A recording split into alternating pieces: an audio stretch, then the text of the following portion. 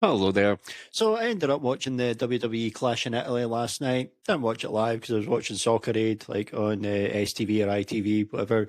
Yeah, and yeah, once it was finished, I didn't know the results of Clash in Italy, so I was like, whatever, stick it on. So that way I can fast forward through it too. Probably the best way I couldn't imagine watching these wrestling shows live. So this will be my review.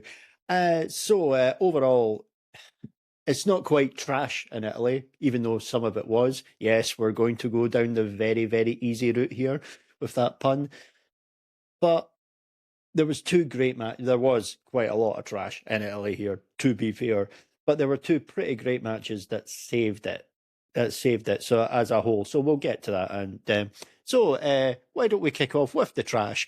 Cody Rhodes versus Gunther. Now, in a way, this match is very symbolic of what most of modern wrestling is, and people like Cody Rhodes and Gunther who are pushed to the moon because this match was boring as fuck.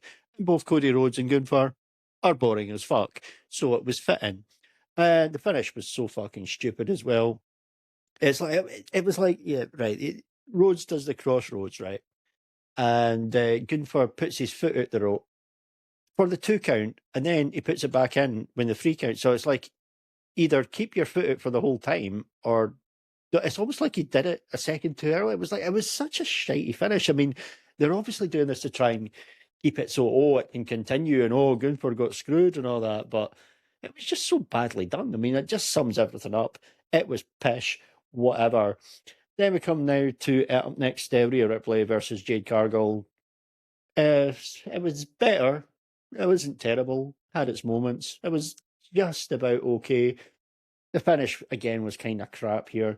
You've got like Jade's little gang comes out to help, and then Charlotte Flair basically comes to be Super Charlotte to fend them off. Of course, Alexa Bliss wasn't there because I've seen the clip going about. I haven't watched any of the TVs or anything like that, but I see some of the clips and things that go about social media, like because seemingly she had a match with Jade Cargill and then she took the Jade move or whatever on the steel chair. So I get it, selling that, fine, whatever. But oh my god, Alexa Bliss's stock has fallen so badly. I mean, come on, think about it. It's like, you know, it's it's like she's a third wheel for Charlotte and Rhea here.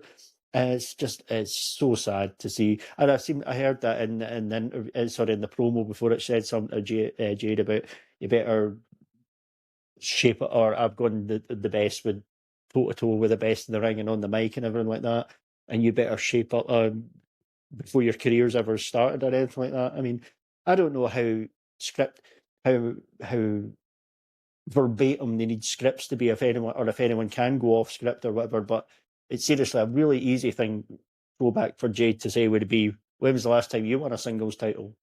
Seriously, I mean, you're looking at what, 2018? So, and she was like singles champion at WrestleMania, so, God, what a fall from grace. But of course, and then Rhea Ripley just wins. Whatever, boring. You know, it's probably going to lead to Rhea and Charlotte and at SummerSlam, and Triple H will get his rocks off to that. He'll be like, "Yeah, can't wait for this." Then Alexa will either just go back to catering, or at best, maybe if she's involved in this, maybe they make her a referee for that match. And then she actually does call it down the middle, and Rhea wins clean. And then Charlotte batters Alexa after it because she's then turns on her because she's angry that she called it down the middle. I don't know. Maybe they'll do something like that. But then again, that needs an element of creativity, and we can't have that. Now, up next, Brock Lesnar and Obafemi again. I heard about this. Apparently, Brock Lesnar came back a couple of weeks ago. I think Obafemi's been doing open challenges or something. Because yeah, that's another thing to do in wrestling nowadays. Triple H and his great creativity is just like, let's do an open challenge. But yeah, apparently, so that whole thing meant nothing at WrestleMania. Okay, there was a lot of talk that Brock actually went into business for himself. That wasn't actually planned, and he was just like, "Yeah, right, I'm doing this." So maybe he did go into business for himself and then changed his mind. But then, because of course SummerSlam's in Minnesota, so that could be where he's going to do his actual retirement thing. But if it's a work, it's not a very fucking good one. Kind of like the R-Truth one. It's not quite as bad as that one for last year, but still. But yeah, they have their match. But this was a cracking match, I will say. Storyline logic aside, the match itself was excellent. Really delivered. You know, it was just bing bang boop in there.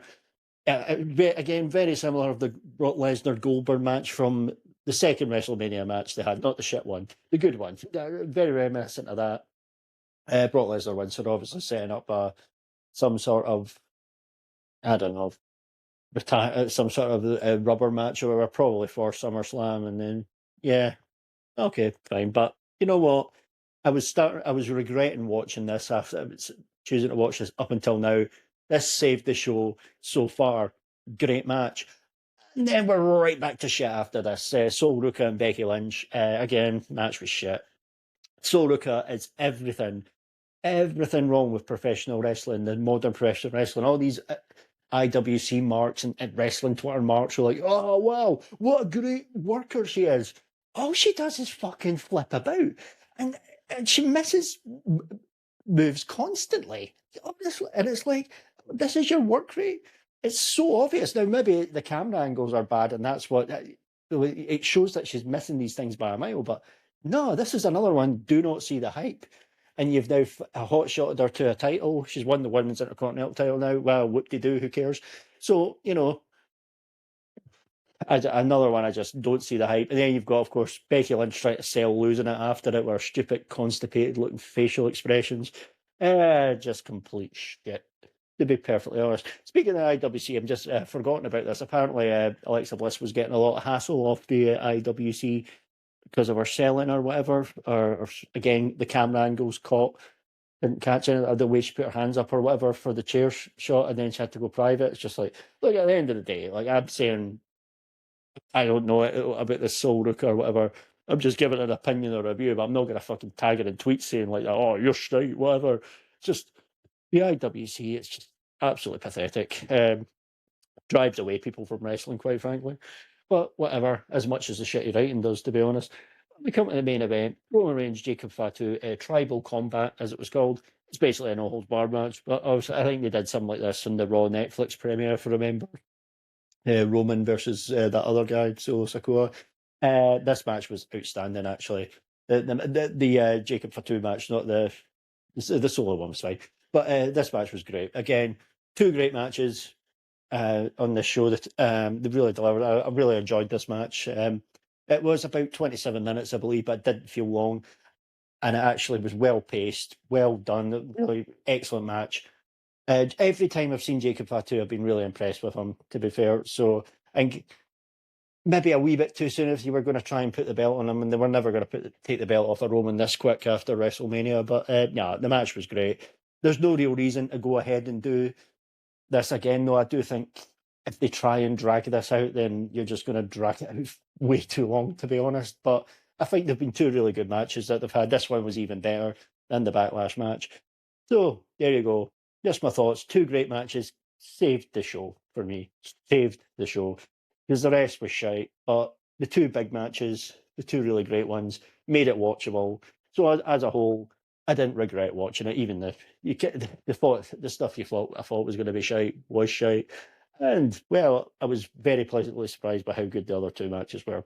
So there you have it. Again, your odd little random wrestling review you'll get. I hear there was a Saturday night's main event last week, and I looked at the card. I was just like, nah, ain't watching that. That's why there was no fucking review, because I didn't fucking watch it.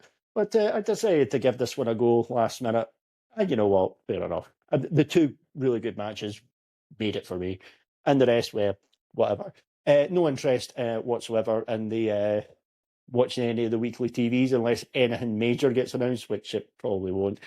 But anyway, that's just my thoughts. Thanks for taking the time to listen, and you're back.